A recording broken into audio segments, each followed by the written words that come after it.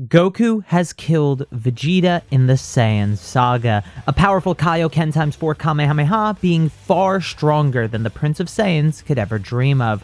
With no Vegeta, Namek changes drastically, and I covered that in part 1 of What If Goku Killed Vegeta in the Saiyan Saga, so go check that out if you haven't yet. Now we move on to the androids, and with no Vegeta, there's no future Trunks. But since Gohan learned instant transmission, he was able to survive his encounters with the androids long enough for Bulma to send him to the past instead. So Future Gohan meets his father as he returns to Earth 4 years before the androids will arrive. Future Gohan tells Goku of the androids, the heart virus, and even tells him that Frieza will be coming to Earth in a year. Obviously, Goku didn't try hard enough to kill Frieza on Namek, still hoping he didn't need to end the tyrant's life subconsciously. So, a year passes and King Cold arrives on Earth with Frieza at his side. Together, they are a powerful duo, but Goku, with a year of prep, is more than enough to handle them. With Frieza no longer an issue, it was time to continue training for the androids. Krillin asks if they'll be ready to handle beings that are stronger than Frieza, and Goku tells him that they'll have to be. So, training continues for the next 3 years until the fated day arrives. Hi? Today's video is sponsored by Ridge. The Ridge wallet is the sleekest wallet on the market. It has 30 styles and color combinations, so you can get the perfect wallet look for you. The wallet can hold up to 12 cards and even has a strap for cash. That's not even the best part though. The wallet is made out of such durable materials that it has a lifetime guarantee, so if anything ever happens to it, Ridge replaces it. So what are you waiting for? Go to ridge.com/Carthu or use coupon code Carthu at checkout to get 10% off your order and free worldwide shipping.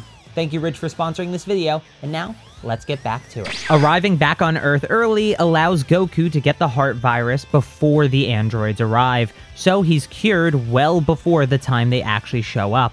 This allows Goku to be prepared for the arrival of androids 19 and 20, the 2 androids he's capable of defeating on his own. This of course leads to androids 17 and 18 being left in their incubators inside Dr. Gero's lab. Like produce in the supermarket, Cell can walk in and collect the androids with no resistance. However, there would be a bit of time before he could get the androids. Cell needed to enter his imperfect form first, and he had to move slowly to avoid being detected by the Z-Fighters before absorbing the androids. Having not absorbed any people, there still remained the possibility that the Z-Fighters could have a way to beat him if he wasn't careful. So, the monster Cell, after a couple of days, made his way into Dr. Gero's lab, and he begins to become perfect. A process that alerts every Z-Fighter to the looming threat immediately, the amount of ki only being less frightening than the fact that what they were sensing was the ki of Goku, Vegeta, Piccolo, Frieza, and King Cold, all at the same time. Kami contacts everyone with telepathy and tells them to converge on the lookout as quickly as possible, so Goku, Gohan, and Krillin use instant transmission to teleport everyone to the lookout without using ki that would make them detectable. As they arrive on the lookout, down below, Cell begins to think what he should do now that he's complete. Goku wouldn't be a challenge, so he decides he wants to have fun. And what's more fun than terrorizing the world for his own entertainment?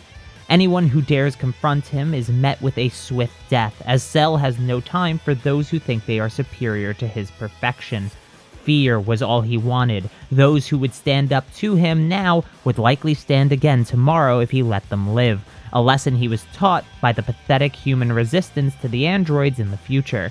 As this is happening, the Z-Fighters are trying to think of a plan. Without his heart virus-induced sleep, and with no Vegeta to confirm with, Goku can't quite see past the Super Saiyan wall. He has the idea of it, but wasting a precious year in the Room of Spirit and Time was just too risky.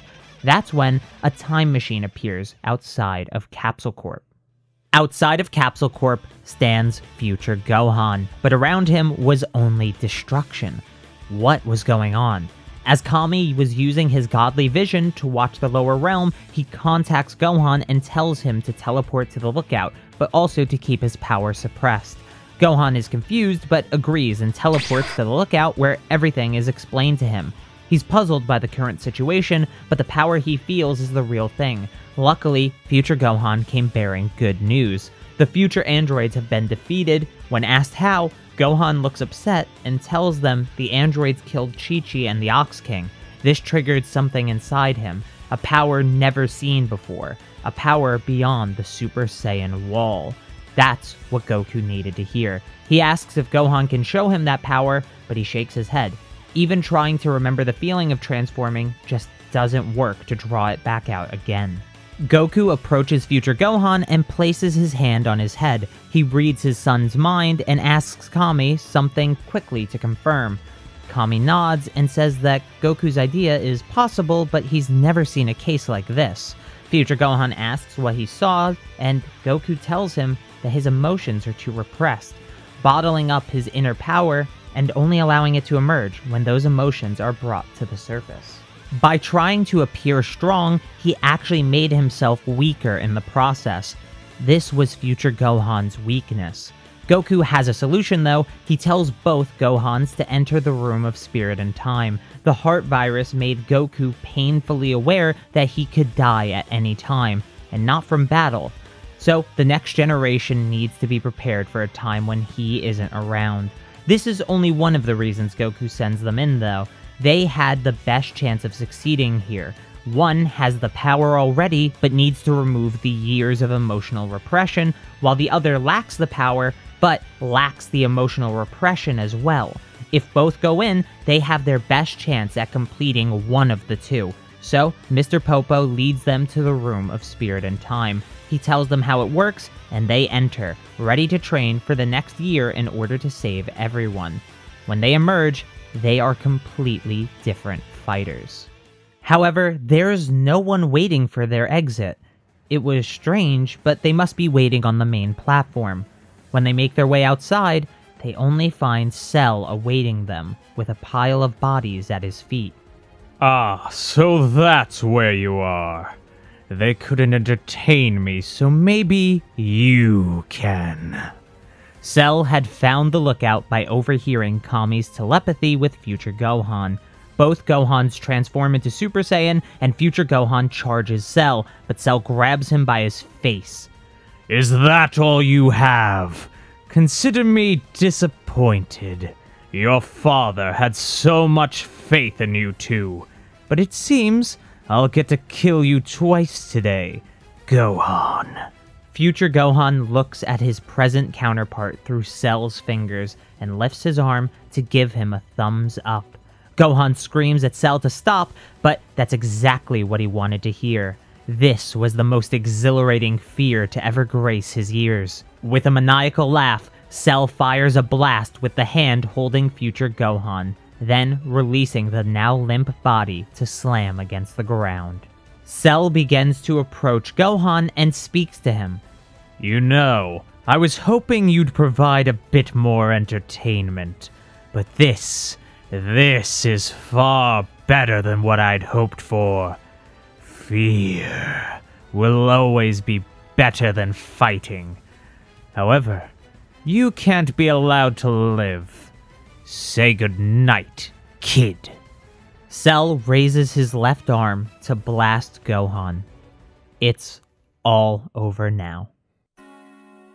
Except Gohan grabbed Cell's arm, ripping it off with a single pull.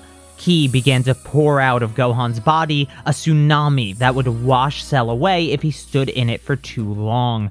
Cell immediately jumps back, but Gohan's too quick and teleports behind him. Cell turns around and faces Gohan's full evolution, Super Saiyan 2. This power surpasses Cell in every way and begins to make quick work of him, eventually causing Cell to spit up Android 18. This presents the perfect opportunity for Gohan to finish Cell, but he wouldn't do that with Goku telling him to in the original story, so why would he do it here? He wouldn't.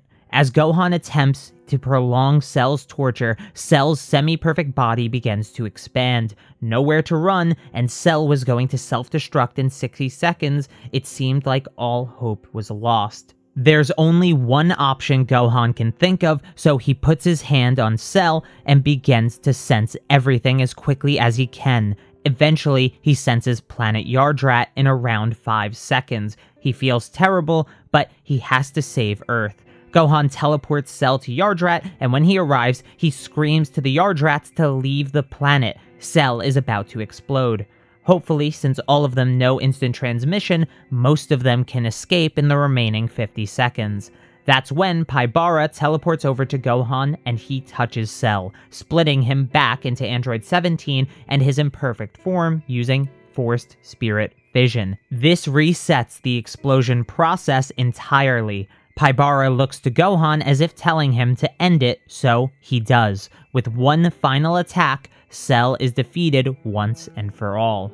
Gohan begins to cry and slam the ground. The fight wasn't difficult, but the feeling of helplessness is overwhelming. No Dragon Balls, no friends, and he almost cost an entire planet their lives because of his arrogance. That's when a voice enters Gohan's head. It's Goku. He went to King Kai's world to watch Gohan's fight, but it was already over by the time he got there. Gohan tells him everything that happened, and Goku tells Gohan to teleport to his key. Living beings are allowed on King Kai's planet after all. Gohan goes to say his thanks and goodbyes to the Yardrats, but they ask what they should do with the man Cell split from, and Gohan says he looks normal, so he'll take him back to Earth first. So Gohan takes Android 17 and even gets 18 from the lookout after returning to Earth. He places them both in the infirmary in Capsule Corp, and he makes his way to King Kai's world. When he arrives, the first thing he does is hug his father, letting the fear and grief flow in the form of tears. This is where the plan becomes clear. Goku tells Gohan to travel to Namek and collect the Dragon Balls there to revive everyone killed by Cell. Since the Namekian Dragon Balls were upgraded after Frieza, this is easily doable. Since Goku didn't know Cell was a Red Ribbon Army threat, he also sees no connection to himself and thinks random threats can happen at any time, not just ones that are associated with him. This leads to Goku being okay with revival, and so everyone is back alive again. Future Gohan returns to his timeline, and all is well once again. With Goku alive, Gohan and him train during the 7-year time skip, and with no Vegeta to go Majin, all of Babdi's minions are handled with ease, allowing the resurrection of Majin Buu to be circumvented. This, however, is basically where the story ends, as without 5 Saiyans, there aren't enough to make a Super Saiyan God. So even if Beerus does spare Earth, a resurrected Frieza definitely wouldn't. Rather than make a whole video that ends poorly like that, I think this is just a good place to end this What If. Short and sweet, 2 parts only.